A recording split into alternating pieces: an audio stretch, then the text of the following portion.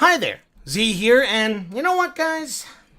In a world of bland ripoffs and corporate greed suffocating the creativity of video games, what happens when a game comes out and just blows right by those barriers and it's so close to perfect, it's beautiful. A game that takes all of your adult anxiety you've been feeling that entire day and puts it on hiatus for an hour or two just so you can feel good again. A game where admittedly, it's done with an idea that has been railed into the dirt since day one, but they take it, they put a little twist on it, take out some old stuff, put in some new stuff, and instead of having this putrid sewer water, you have this nice, glistening, clear toilet water instead.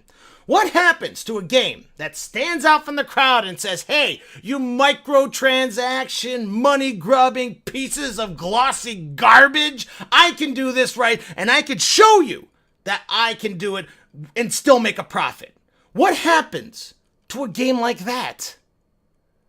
It gets canceled in alpha mode, and nobody wants to pick up the fucking IP for it. Nobody wants to pick up the game and put more money towards it to make it something fucking great. They're gonna leave it as a piece of garbage and live in their parents' basement and suck cock all day. Excuse me.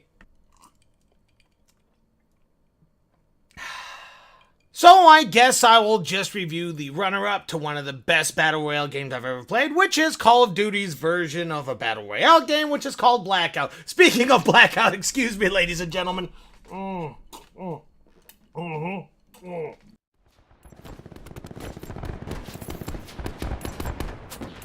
Now, before anyone asks why I'm only reviewing one part of this multi-part full $60 game, what else were you expecting from a Call of Duty game?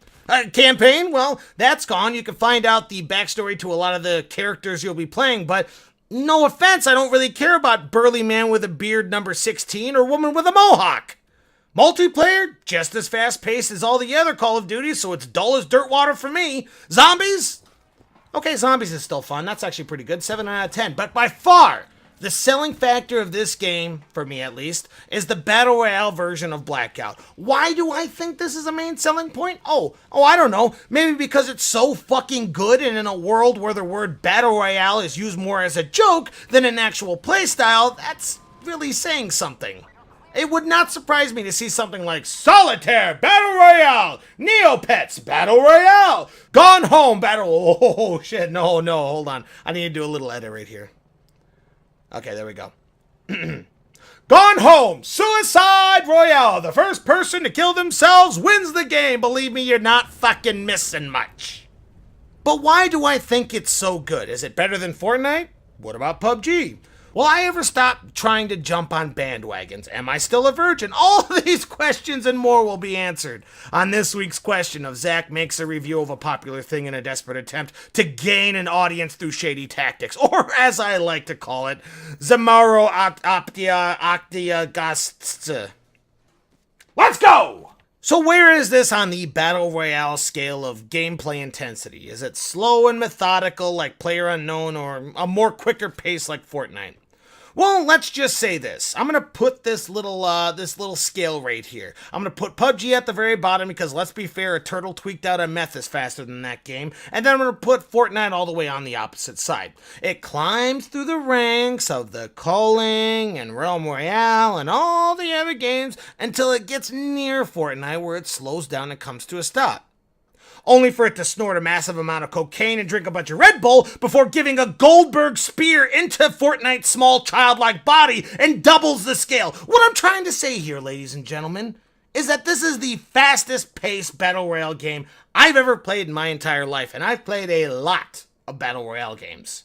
Get into a gunfight, start serpentining back and forth towards the nearest cover, slide on the ground while injecting more medicine into your bloodstream than a tenured doctor, peek around the corner, start shooting back, and get shot and die because you're awful at the game, pound the table, re-queue, and wait for the next loss. And because this game is so popular right now, the gameplay isn't the only quick thing. The queue is almost non-existent. You look for a game, you get a game, and you only have about 30 seconds to take a piss and cry before the next hit of heroin-like gameplay occurs. Not to say that you can't find a sniper, plant yourself in a building, and pick off kids one by one. You know, pussy strats, but you know, they work. Most of the time, it's just a chaotic, fast-paced, fast-sliding mishmash of garbage, and boy, howdy is it fun. But as for the actual game, what can you more relate it to? Because let's be completely honest with each other, every Battle Royale game out there revolves around these two questions. Player unknown or Fortnite. Which of these things is more like the game that you're playing? At which case, I think it's more towards the PUBG side, but a little bit more faster paced. You could still customize weapons and pick up armor and swap out one part of the weapon for another part that suits your type of playstyle and all that good stuff. So, now that we have finally found out something that it's related to, how does this game blow PlayerUnknown out of the water? In my opinion. Okay, for God's sakes. Because in YouTube, if you don't say in my opinion after every fucking sentence that you say, the fanboys will jump down your throat quicker than my uncle shoved down his...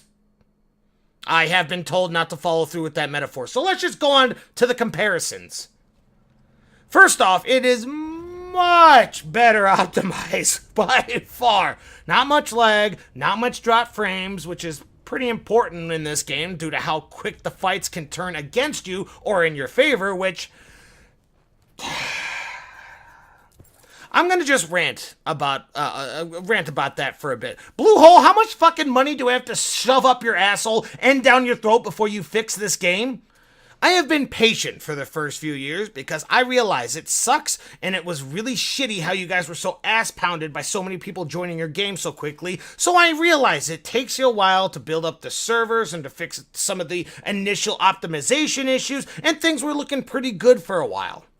And then the Xbox version came out, and I don't know. I have no room to talk. I don't know anything about maintaining games or making them, so I'll kick the soapbox from under me, and hopefully the ceiling fan will support my weight long enough for me to finish this review. Let's go on.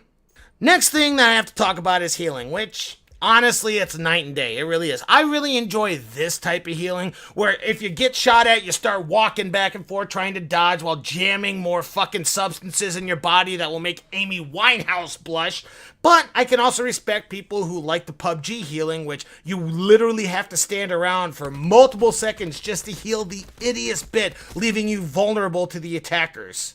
Blackout, it's literally boom, take your medicine, wait 2 seconds for cooldown, boom, do it again. Do it again, do it again, and it could be done while you're swimming, while you're running, and while you're in the back of a vehicle. So really, you need to put them down quick and on the spot, or they will have full health in a matter of seconds. And man, they'll be coming back for round 2, and believe me, you don't win the round 2 mostly.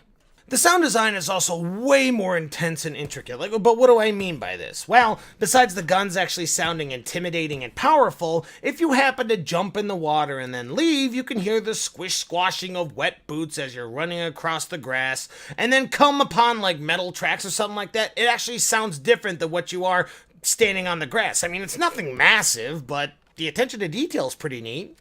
Something more major, though, is something I actually don't know why PUBG doesn't do, which is incorporate gadgets. Another Battle Royale game I may have mentioned before in the past also had things to help you get to top of buildings or to create barriers or sense nearby enemies, and guess what? This one also has it. Sensor darts, grappling hooks, a barricade, multiple different types of grenades, an RC car, and a literal assload of interesting things that will give you the upper hand in multiple different fights and make it not feel so grounded all the time.